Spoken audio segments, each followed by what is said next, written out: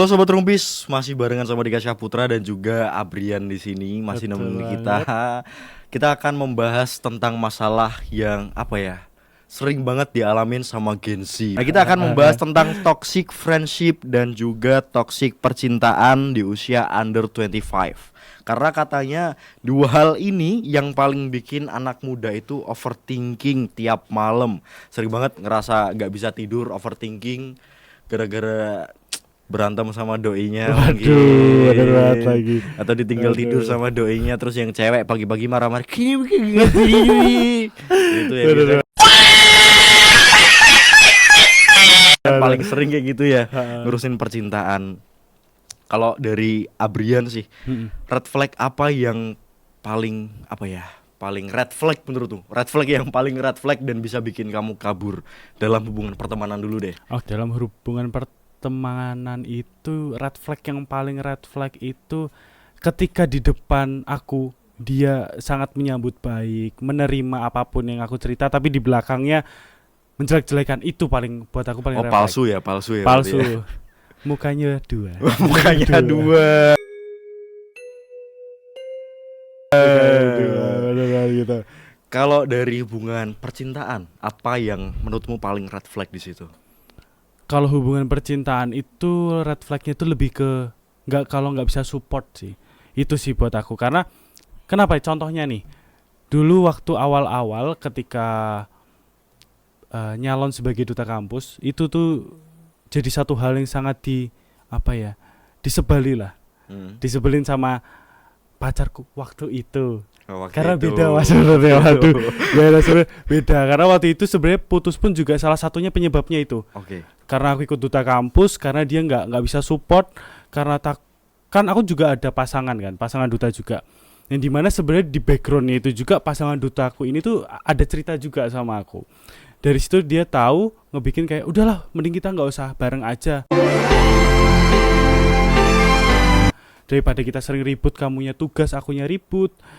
Kamu lagi ada acara apa, akunya overthinking. Oke, yaudah dari situ mending mutusin buat udah. Itu sih paling red flag, lebih ke nggak support. Padahal sebenarnya duta kampus ya udah kayak formalitas di Ya kampus udah gitu dengan aja pasangan sih yang seperti sebenarnya. itu gitu kali ya. Iya. Mungkin mantanmu tuh takut kalah saing kali ya. Mungkin Takut kalah saing mungkin kan. ya bisa Oh my god, what is that? Kalau jadi jadi duta ya. kampus terus show off ke depan teman-teman mahasiswa yang lain kan pasti kan juga banyak yang kenal. Iya benar Bisa banget. juga Bisa jadi fans itu. kan. Iya, Nah. karena aku pun juga meskipun aku pendiam dan introvert, aku tuh ke branding tuh orangnya terlalu friendly. Ya karena itu sih sebenarnya tujuannya mau memaksa diri untuk bisa ngomong sama orang, tapi malah akhirnya kepandang Abrian ki terlalu friendly sama orang, siapapun itu. Selalu kayak gitu. Tapi sebenarnya friendly itu juga perlu gak sih? Iya, perlu banget. Kalau perlu menurutku banget, ya, friendly itu sangat diperlukan karena dari friendly itu kita bisa dapat banyak banget channel. Bener banget. Karena Tidak. kedepannya juga kehidupan kita kan masih panjang nih, nggak cuman di sini benar, terus benar. sudah selesai.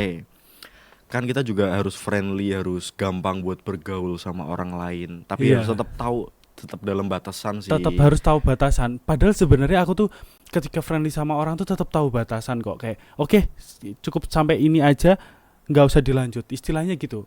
Nggak usah dilanjut tuh lebih arti kayak kita memperlakukan orangnya itu sih. Oke. Gitu sih Mas.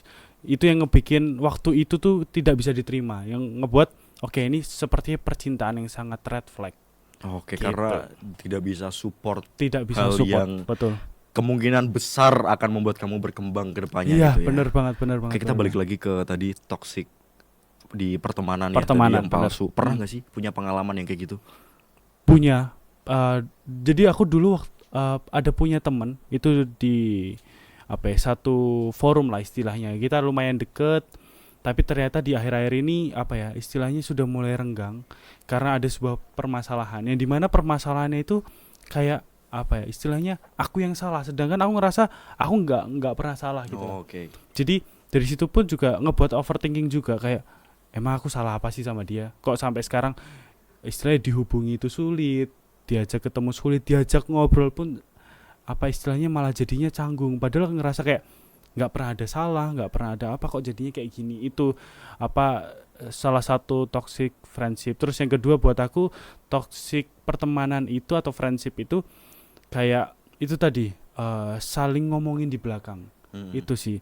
Jadi bermuka dua lah istilahnya, kayak ketika di depan kita baik-baik saja, kayak ya udah seru layaknya sahabat lah istilahnya, tapi di belakang tuh benar-benar ngejelekin, Brian tuh orangnya ternyata gini.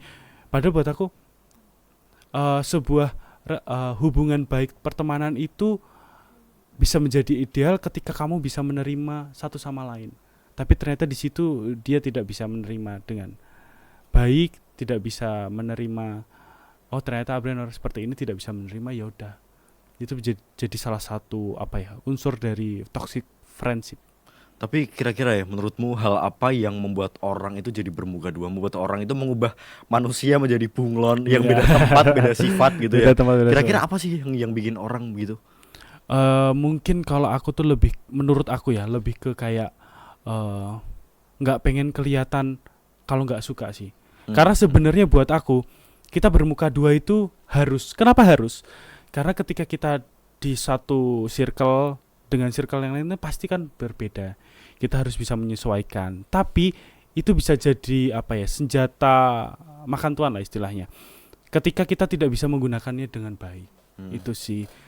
Jadi bermuka dua itu bisa jadi salah satu alat yang merusak segalanya sebenarnya. Itu sih, Mas Dika. Setuju sih aku. Bermuka dua tuh harus, karena juga jujur aja beberapa kali aku juga pernah jadi seorang teman yang bermuka dua. Tapi itu demi kebaikan. Demi kebaikan kan. Kayak gitu. Misalnya aku punya satu teman nih, dia tuh orangnya agak kurang lah, agak lemot banget gitu. Dan itu kan tugas kelompok. Dan dia tuh banyak banget yang marah-marah sama dia. Tapi aku ngomong di depannya dia, berusaha ngomongin yang baik-baiknya aja. Ya udah nggak apa-apa, kamu nggak apa-apa. Kan gitu. Tapi kan. kita secara tidak langsung di situ kita juga harus berusaha buat ngerubah dia dengan bahasa kita sendiri. Betul banget. Ya itulah pentingnya kita sebenarnya bermuka dua kalau di hal positif ya. Iya, betul. Gitu sih. Kalau dari aku Dika gitu. Terus kalau misalkan tadi kan kita udah ngomongin negatif-negatifnya nih ya, dari toksiknya, dari pertemanan juga percintaan. Relasi pertemanan apa yang menurutmu tuh sehat? Oke, relasi pertemanan yang menurut aku sehat ini yang pertama, saling support pastinya. Saling support, saling mengerti. Karena pertemanan yang sehat itu bisa jadi bisa jadi gimana ya, lebih ke itu ketika kita bisa melakukan satu hal, teman kita bisa, yuk Bri, tak support kamu, tak support terus. Meskipun dengan ceritaku banyak tadi, banyak juga kok teman-teman yang support sebenarnya. Gitu sih, Mas Dika. Tapi kalau misalkan dari tadi kamu ngomongin support menurutmu itu yang seperti apa? Hal apa yang bisa kamu katakan itu adalah support? Apakah misalnya dengan menceritakan kamu ke orang lain, maksudnya kayak menceritain kebaikanmu ke orang lain supaya bisa jadi brandingmu, atau ya udah ketika kamu maju buat sesuatu dia ikutan milih kamu? Nah, buat aku support itu lebih ke kayak, aku kan orangnya overthinkingan kan. Dia bisa berusaha membantu untuk tidak overthinking itu. Jadi contoh, ketika aku waktu itu mau coba duta kampus nih. Aku ada satu cerita sama satu teman ini kayak, duh gimana ya, aku pantas gak ya? Aku bisa gak ya? Tapi dia waktu itu ngomong, udah Bri, bisa, aku tuh yakin kamu bisa. Dicoba aja, jalani aja, hadepin apapun yang ada di depan kamu. Gak usah terlalu mikir apa yang jauh di depan. Gitu sih. Dia ngomong gitu, oke, ini bakal tak coba. Itu yang menurut aku support system dari sisi pertemanan. Gitu sih buat aku. Terus kalau misalkan ketika ada teman atau mungkin pacarmu ya, tadi kan mantanmu itu kan gak support ya. Nah, apakah kamu pernah ngerasa takut buat kehilangan orang-orang itu? Dan ketika misalkan kamu ya udah akhirnya kamu bener-bener nge-cut off dan lost kontak sama orang itu, gimana perasaanmu? Sebenarnya awal itu kayak sedikit bingung, sedih ya. Karena aku tuh sebenarnya tipe orang yang gak bisa kalau punya salah sama orang. Sebenarnya gak bisa, karena dari ngerasa punya salah sama orang itu jadi overthinkingku juga. Tapi aku tetap berusaha ketika ada masalah besar, ya udah kasih spare waktu dulu berapa lama. Ketika aku ngerasa oke, ini waktunya buat mencoba baik lagi, ya udah berusaha, kalau ketemu aku nyapa, halo gimana, apa kabarnya, berusaha baik lagi. Meskipun terkadang orang itu responnya jelek, ya udah, buat kita yang penting kita punya niat baik untuk bisa berubah, bisa ngebangun hubungan yang baik lagi, buat aku nggak masalah sih. Meskipun direspon kurang baik gitu Oke. sih. Berarti kalau misalkan memang punya teman atau punya pasangan yang nggak support, kita nggak boleh takut kehilangan ya, karena Iya, ini kan nggak juga boleh takut buat kehilangan. perkembangan diri kita sendiri. Bener Dan juga banget. kedepannya kan pasti kalau misalkan kita berkembang, kita juga akan membanggakan teman dan juga pasangan kita itu. Bener banget. Jadi kan Jadi, pembelajaran sih lebih tepatnya Betul sih. tuh. Buat sobat rumpis, kalau misalkan kalian berada dalam satu lingkaran yang tidak bisa support, nggak usah takut kehilangan. Percaya sama diri sendiri, banggain dulu diri sendiri, baru banggakan orang lain. Nah, gitu. Jangan kemana-mana sobat rumpis, karena nanti kita bakal balik lagi dengan topik yang lebih hangat, lebih seru, dan Lebih juga seru, ya. lebih asik lagi. Tetap di Rumpis, ruang muda, pikir santai.